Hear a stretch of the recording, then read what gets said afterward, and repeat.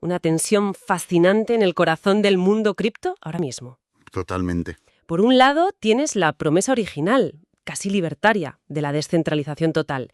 Y por otro, bueno, la realidad inevitable de un mundo que funciona con leyes, con fronteras y con agencias reguladoras. Y ahí en medio están todos los proyectos. Exacto. Y parece que cada vez más proyectos se encuentran atrapados justo en medio de ese tira y afloja. El material que analizamos hoy es una fotografía perfecta de ese momento. Se trata de un comunicado oficial del canal de YouTube CryptNestex, que se publicó el 27 de enero de 2026 por una entidad llamada BitnessDAO. El anuncio se centra en una reestructuración de su ecosistema, que es conocido como MEC. Así que nuestra misión hoy es ir un poco más allá del lenguaje corporativo del comunicado. A ver, ¿qué hay detrás? Eso es, queremos entender la estrategia real. ¿Qué está cambiando en BitnessDAO? ¿Por qué precisamente ahora? ¿Y qué nos dice esto sobre la madurez o, no sé, quizás la domesticación del sector cripto en general? A ver, el titular del comunicado es una actualización de la estructura de gobernanza para los fondos de venta de nodos, de MEC. Suena denso. Suena increíblemente denso, ¿verdad? Es el tipo de frase que hace que tus ojos se desvíen directamente al siguiente vídeo. Vamos a abrir el capó. ¿Qué significa esto en la práctica? Pues en la práctica es una maniobra de defensa regulatoria, clarísima. BitnessDAO está cambiando radicalmente la forma en que gestiona el dinero que obtiene al vender sus nodos MEC. Ajá. Y se centra específicamente en los fondos que reciben USDT, la stablecoin anclada al dólar. El punto caliente. Exacto. El comunicado subraya que es un movimiento proactivo. Y esa palabra es clave. Están intentando dejar muy claro que no están apagando un fuego, sino que están construyendo un cortafuegos. Antes de que el incendio llegue, claro. Proactivo es la palabra favorita de cualquier departamento de relaciones públicas cuando hay problemas en el horizonte. Tenemos motivos para creer que es de verdad una anticipación y no una reacción a, no sé, alguna carta o requerimiento que no se ha hecho público. Es una pregunta muy pertinente. Y en este caso, creo que la propia transparencia del comunicado nos da una pista. ¿Ah, sí? Sí. No se esconden detrás de generalidades. Apuntan directamente a la causa de su preocupación. Una ley estadounidense específica, la Ley Genius S1582. ¡Ostras! Con nombres y apellidos. Con nombres y apellidos. Es bastante inusual ver a un proyecto cripto que a menudo opera en una zona gris jurisdiccional nombrar con tanto detalle la legislación de un país concreto. Esa especificidad me sugiere que esto es más estrategia que pánico. Espera, eso sí que me llama la atención. La mayoría de los proyectos hablan del entorno regulatorio global o la incertidumbre del mercado. ¿Pero nombrar una ley concreta? Es muy directo. ¿Por qué ser tan directos? ¿Es una señal para su comunidad, para que entiendan la seriedad del asunto? ¿O es casi un mensaje para los propios reguladores, en plan, os hemos visto y estamos actuando? Yo creo que es una mezcla de ambas cosas, y es una táctica que cada vez vemos más. Por un lado, educa a su comunidad, les dice, ojo, esto no es un capricho nuestro. Hay una fuerza externa y poderosa que nos obliga a adaptarnos. Vale. Y por otro lado, sí, claro que es una señal de buena fe hacia los reguladores. Es como levantar la mano en clase y decir, entiendo las reglas y voy a jugar según ellas. Ya. Y no son los únicos, para nada. Estamos viendo este giro hacia el cumplimiento en todo el sector. El año pasado fue el proyecto Oberon, en Europa, rediseñando su tokenómica para encajar en MiCA, y ahora Bitness reaccionando a la legislación de Estados Unidos. El patrón es claro. La era del salvaje oeste cripto se acaba. Y la supervivencia ahora depende tanto de los abogados como de los desarrolladores. Justo. Y el foco de esta ley, y por tanto de la preocupación de Bitness, parece estar en las stablecoins, concretamente en el USDT. ¿Por qué ese es el punto débil? Porque las stablecoins son el puente principal entre el mundo cripto y el sistema financiero tradicional. Para un regulador, los tokens volátiles, como Bitcoin o Ether, son una cosa, especulativa, difícil de clasificar. Pero el USDT está directamente vinculado al dólar. Y en el momento en que tocas la moneda soberana de un país como Estados Unidos, activas todas las alarmas de sus agencias. El comunicado lo menciona explícitamente. Los riesgos que quieren evitar son el cumplimiento fiscal y la lucha contra el blanqueo de capitales, el AML. Para cualquiera que caiga bajo la jurisdicción de USU, claro. Entonces, el miedo es que el regulador mire esa montaña de USDT que tienen de la venta de nodos y diga, un momento, ¿esto parece un banco sin licencia? Exactamente.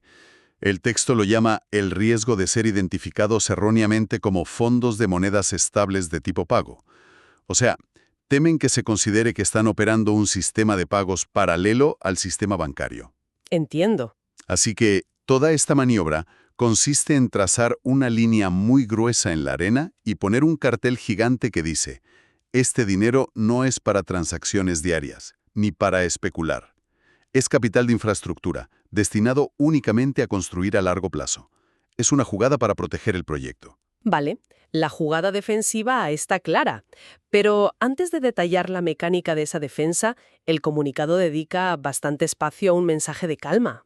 Sí, es verdad. Insisten mucho en que, a pesar de todo este revuelo legal, la misión original sigue intacta. Es un intento de controlar el discurso. Por supuesto. Es comunicación de crisis preventiva. Ellos saben que su comunidad, al oír regulación, Estados Unidos y cambios en la gestión de fondos, puede entrar en pánico. Claro, pensar que el proyecto está cambiando de rumbo. O peor, que los fundadores están buscando una salida. Por eso reafirman con tanta insistencia que la intención de diseño de los nodos MEC no se altera. Su propósito, según citan, siempre ha sido construir una infraestructura de mercado sostenible y resiliente para el token MEC y mejorar su liquidez a largo plazo. Pero seamos un poco cínicas. Dicen que el alma del proyecto no cambia, pero cuando invitas a los abogados y a los consultores de cumplimiento a la fiesta, ¿no acaba cambiando inevitablemente la música? Es una buena pregunta. Un proyecto que nace con un espíritu descentralizado y luego se envuelve en capas de burocracia para apaciguar a un gobierno centralizado, ¿sigue siendo el mismo proyecto en espíritu? Esa es la pregunta del millón, y probablemente la que divide al sector cripto ahora mismo. Hay un campo purista que diría que cualquier concesión es una traición a los principios originales. Claro. Pero hay otro campo, mucho más pragmático, que diría que la supervivencia requiere adaptación. BitnessDAO parece posicionarse claramente en este segundo campo. Su mensaje es, el objetivo final no ha cambiado, pero la ruta para llegar a él tiene que atravesar un territorio regulado, así que nos hemos comprado un mapa y un vehículo homologado. Me gusta la analogía. Es un cambio del código es ley al el cumplimiento de supervivencia. Un vehículo homologado. Muy buena. Entonces hablemos de la mecánica de ese vehículo. ¿Cómo van a implementar exactamente esta nueva estructura? El anuncio lo divide en 3 acciones principales. Correcto. La primera y más importante es lo que llaman segregación de cumplimiento.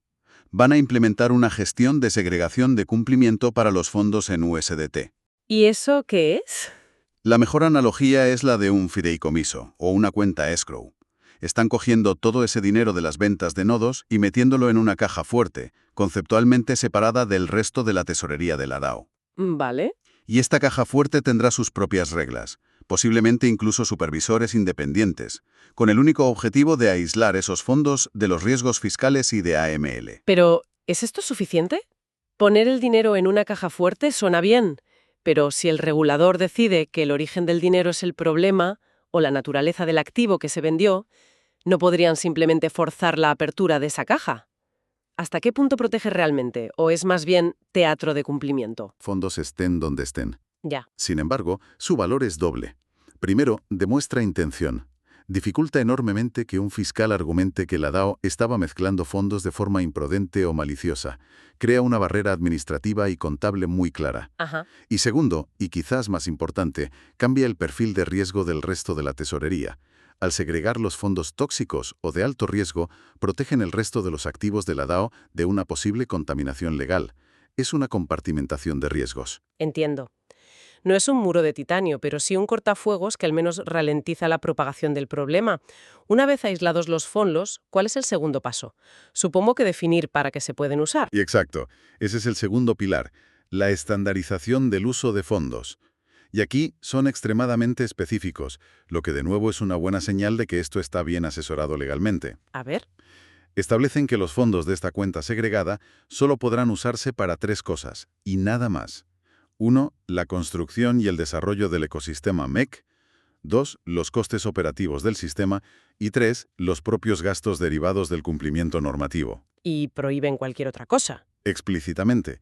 Cualquier otro uso, como inversiones especulativas, reparto de dividendos o compra de otros activos, queda prohibido. El punto 1, construcción del ecosistema, sigue sonando un poco vago. Sí, es un término amplio. Es que en el mundo cripto se ha usado para justificar casi cualquier gasto. ¿Quién decide qué es una construcción legítima del ecosistema? ¿Hay algún tipo de supervisión independiente o sigue siendo el equipo central quien tiene la última palabra? El comunicado no entra en ese nivel de detalle, y esa es precisamente la siguiente frontera de la gobernanza de las DAOs. Claro. Por ahora, parece que la decisión recae en la propia estructura de gobierno de BitNessDAO. Sin embargo, al poner estas reglas por escrito, abren la puerta a que la comunidad pueda exigir responsabilidades si los fondos se desvían. Es un primer paso. Eso es pasar de no tener reglas a tener reglas, aunque la aplicación de esas reglas todavía dependa de la propia DAO. Es un progreso, aunque sea imperfecto. De acuerdo, un progreso imperfecto. Y eso nos lleva al tercer punto, que parece el más directo de todos. Un mensaje directo al corazón de la comunidad para atajar el miedo más básico. Precisamente. El tercer pilar es la prohibición de malversación. Y el texto es increíblemente enfático aquí. Sí. Cito textualmente. Dice que la actualización no constituye una apropiación indebida de los fondos, no implica ninguna asignación personal y no supone compromisos de ganancias a corto plazo. Vaya. Es una declaración preventiva muy potente. Es algo que solo dices si crees que tu comunidad podría llegar a pensar justo lo contrario. Exacto. Es como cuando alguien dice, y no estoy mintiendo, que lo primero que piensas es si te estaba mintiendo hasta ahora. ¿No podría esta declaración tan contundente generar el efecto contrario y alimentar la sospecha? Podría. Pero yo creo que en el contexto actual del mercado cripto, después de tantos colapsos y proyectos donde los fondos desaparecieron misteriosamente, Ya es verdad. la transparencia explícita se valora más que la sutileza. Están diciendo, sabemos lo que estáis pensando porque hemos visto lo que ha pasado en otros sitios. Queremos deciros en el lenguaje más claro posible que ese no es el caso aquí. Es un intento de blindarse. Por todos lados, tanto legalmente frente a los reguladores como moralmente frente a su propia comunidad. Están intentando controlar la narrativa de forma muy proactiva, volviendo a esa palabra. Entonces, si unimos todas las piezas, la segregación, la estandarización y la prohibición, el mensaje global para un miembro de la comunidad de Bitnest es de una madurez forzada, ¿no? Sí, totalmente. Cosas que no se puedan romper desde fuera. Totalmente. El tono general es de reafirmación. El compromiso con el valor a largo plazo y la estabilidad de MEC, dicen, sigue intacto. El desarrollo de la liquidez, que es el fin último de los nodos, continuará. Pero con nuevas reglas. Pero todo esto ocurrirá ahora dentro de un marco de cumplimiento mucho más visible y robusto. Es la transición de un prototipo de garaje a un producto industrial que tiene que pasar controles de calidad. Y es interesante cómo concluyen, porque no terminan con una nota puramente optimista, incluyen una advertencia de riesgo. Sí, y eso también es parte de esta nueva era de madurez. Admiten que el sector está en un estado de cambio regulatorio constante y piden a su comunidad que participe de forma racional, comprendiendo los riesgos. Y es aquí donde usan la frase que para mí resume todo el comunicado y quizás el estado del sector en 2026. Dicen que su objetivo final es construir un ecosistema que sea descentralizado, sostenible y, cito, regulatoriamente sostenible. Regulatoriamente sostenible. Esa última parte, regulatoriamente sostenible, es un neologismo que no habríamos encontrado en un white paper de 2017 ni en un comunicado de 2020. Es el término que define esta nueva fase. Regulatoriamente sostenible. Es un concepto que encapsula esa tensión de la que hablábamos al principio. Si tuviéramos que destilar este análisis en las ideas clave que alguien debería llevarse, ¿cuáles serían? Yo lo resumiría en 3 puntos cruciales. El primero es la adaptación proactiva como estrategia de supervivencia. Este cambio no surge de un fallo interno, sino de una lectura inteligente y anticipada del mapa regulatorio, con la ley Genius S 1582 como un punto de referencia claro, que ya no se puede ignorar a las grandes jurisdicciones. Exacto, se acabó. El segundo punto sería la solución que han diseñado, esta especie de cuarentena para los fondos más problemáticos. Correcto. La segunda idea es la gobernanza quirúrgica. Su solución no es un cambio radical de filosofía, sino una intervención técnica y legal muy precisa. Aislar los fondos en USDT, que son el principal foco de los reguladores, y someterlos a un control estricto.